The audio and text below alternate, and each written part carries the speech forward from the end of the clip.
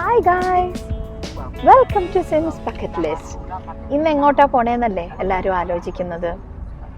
ഇന്നാണ് പോകുന്നത് African safari. ഇന്ന് നമുക്ക് കുറച്ച് ആനിമൽസിനെയൊക്കെ കണ്ടു കളയാം.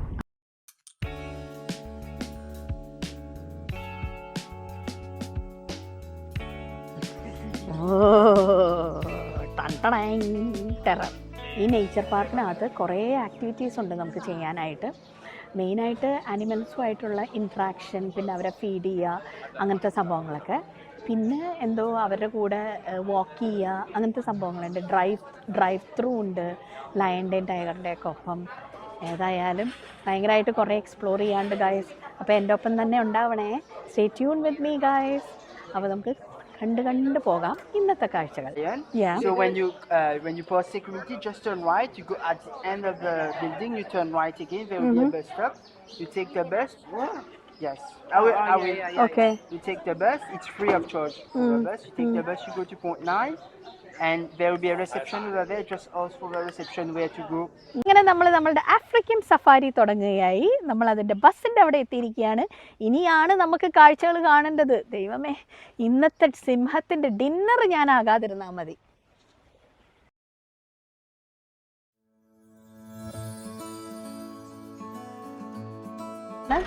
ഡ്രൈവ് ത്രൂന്ന് പോവാണ്. അപ്പോൾ ഈ ഡ്രൈവ് ത്രൂന്ന് പോകുമ്പോൾ നമുക്ക് വഴിയിൽ നടക്കുന്ന ചീറ്റ, അങ്ങനെ ഓരോരോ സാധനങ്ങളെയും കാണാൻ പറ്റും. വൈറ്റ് ബംഗാളി ടൈഗറിനെയാണ് ഇനി അടുക്കാൻ പോണത്. ചൂടുണ്ടോണ്ടാന്ന് തോന്നുന്നു. മൃഗങ്ങളൊക്കെ എവിടെയൊക്കെയോ ഒളിച്ചിരിക്കുകയെന്ന് തോന്നുന്നുണ്ടോ. അങ്ങനെ കാത്തിരുന്ന് നമ്മളിതാ നമ്മളുടെ വൈറ്റ് ബംഗാളി ടൈഗറിനെ കണ്ടു. ഇതാ ഭംഗിയല്ലേ, സുന്ദരനാട്ടോ. നീറ്റ് നിന്നിരുന്നേ അവൻ്റെ ബ്യൂട്ടി കാണാമായിരുന്നു. ഇതാ അപ്പോൾ നമ്മുടെ സാധാരണ ടൈഗറും ഉണ്ട് അവിടെ, യെല്ലോ കളറിൽ. ആഹാ, ഇപ്പം അവൻ എണീറ്റ് നിന്നു. ഒരിത്തിരി ക്ഷീണം ഉണ്ടോയെന്നൊരു സംശയം. ഇടയ്ക്കിടയ്ക്ക് കിടക്കുന്നുണ്ട്. അയ്യോ, ഈ ടൈഗറിൻ്റെ മേത്ത് എന്തോ പറ്റിയിട്ടുണ്ട് കണ്ടോ. ഇവൻ ഫുൾ ടൈം ഉറക്കം തന്നെയാണ്. ഓഹ്, എന്താല്ലേ ടൈഗറിൻ്റെ ഒരു ഗ്രേസ്, നടത്തം കണ്ടില്ലേ.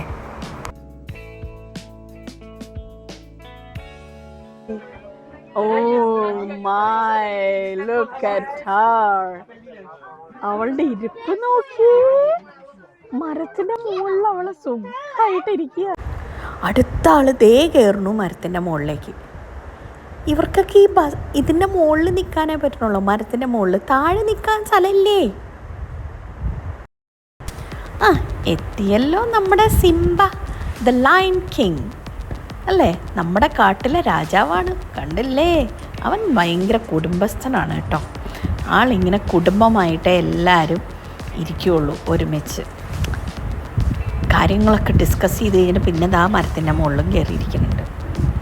ഈ മരത്തിൻ്റെ മുകളിലിരിക്കാൻ ഇവർക്ക് എന്താണാവോ ഇത്ര അട്രാക്ഷൻ.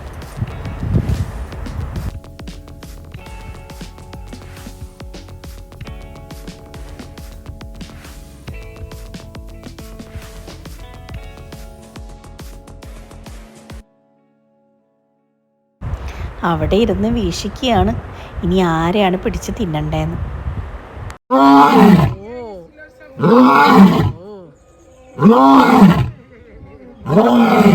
അപ്പതാ ഒരാൾക്ക് തീരെ ഇഷ്ടപ്പെടുന്നില്ല. ആള് നല്ല ബഹളാണ് കേട്ടോ, ഗർജനമാണ്. എന്താ കാര്യം ഇവിടെ നടക്കണേന്നറിയാൻ ഒരാൾ ദാ തലയും പൊക്കി നോക്കി നിൽക്കുന്നുണ്ട്.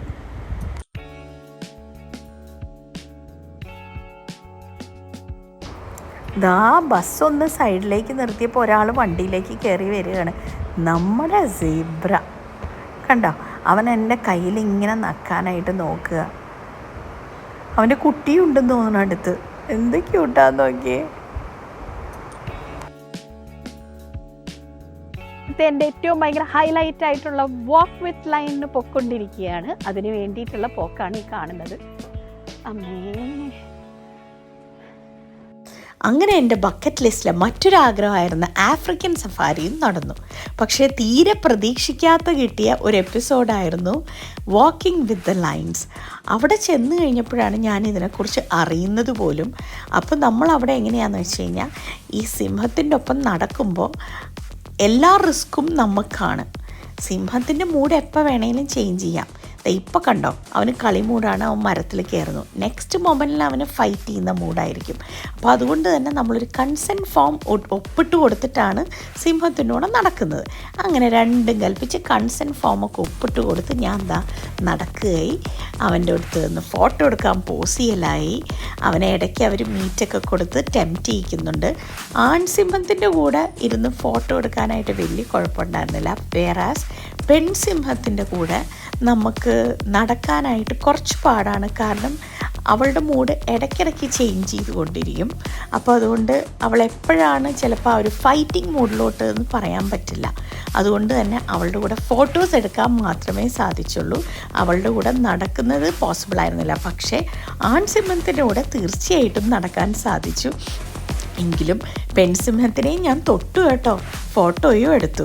ഞാനല്ല ഫോട്ടോഗ്രാഫർ. വാക്കിംഗ് വിത്ത് ലയൻ്റെ ടീമാണിത്. He is Brian. Okay, excellent ടീമാണ്. അവരാണ് നമ്മളെ ലൈൻ്റെ കൂടെയൊക്കെ വാക്ക് ചെയ്തത്. പക്ഷേ അൺഫോർച്ചുനേറ്റ്ലി നമുക്ക് ഫോൺ അവിടെ അലൗഡ് അല്ല. ഫോൺ എടുത്തു കഴിഞ്ഞാൽ ലയൺ ഡിസ്റ്റർബ്ഡ് ആവും.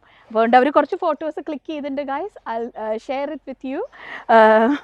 So it was really good experience, marvellous.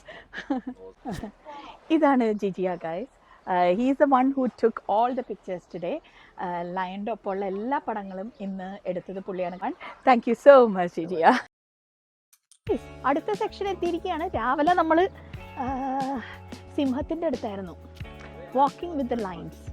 ഇപ്പോൾ ദാ ചീറ്റയുടെ അടുത്തെത്തി, ഇൻട്രാക്ഷൻ വിത്ത് ചീറ്റ. അതാണ് അടുത്ത സെക്ഷൻ. എന്താണെന്നൊന്ന് കണ്ടുനോക്കാട്ടോ. എനിക്ക് ഒരു ഐഡിയ ഇല്ല. ലോകകാര്യങ്ങളാണോ ചീറ്റയായിട്ട് സംസാരിക്കാൻ പോണേന്നറിയില്ല. അവർ ലഞ്ചൊക്കെ കഴിഞ്ഞ് ഇവിടെ വിശ്രമിക്കുന്നുണ്ട്. കണ്ടാ, എന്നെ കാത്തിരിക്കുക. നോക്കാം.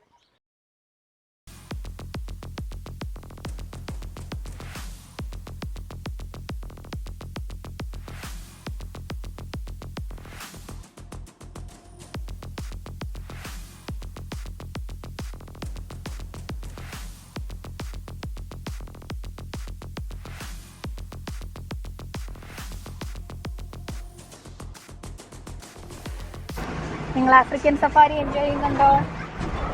വാക്ക് വിത്ത് ദ ലയൺ ആയിരുന്നു അതിൻ്റെ ഏറ്റവും ഹൈലൈറ്റ് ആയിരുന്നു, പറയാതെ വയ്യ. ക്യാമൽ റൈഡിന് ഞാൻ ഇവൻ്റെ ഒപ്പം പോകാൻ നിൽക്കുക. പക്ഷെ അവൻ അത്ര ഹാപ്പി അല്ല. അത് കാരണം അവനെ ഇങ്ങനെ അവർ സമാധാനിപ്പിച്ച് നിർത്തിയിരിക്കുകയാണ്.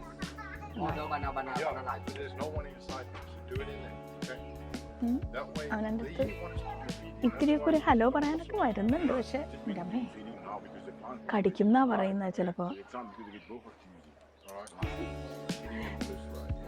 He's going back.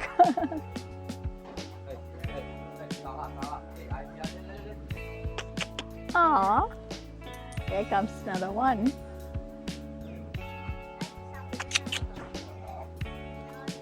Hello, hi. Oh, അയ്യോ, എൻ്റെ മേത്ത് എന്തോ ഒരു വൂണ്ടുണ്ട്. ചുടാ.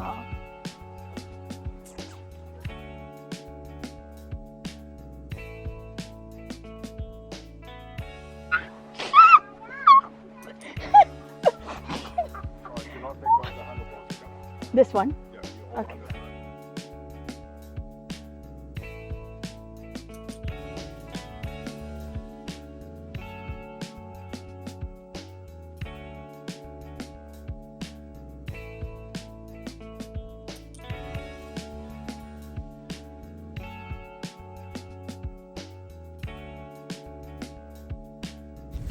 വലിയ ആവേശപ്പുറത്താണ് ഞാൻ ക്യാമലിൻ്റെ പുറത്തോട്ട് കയറിയത്.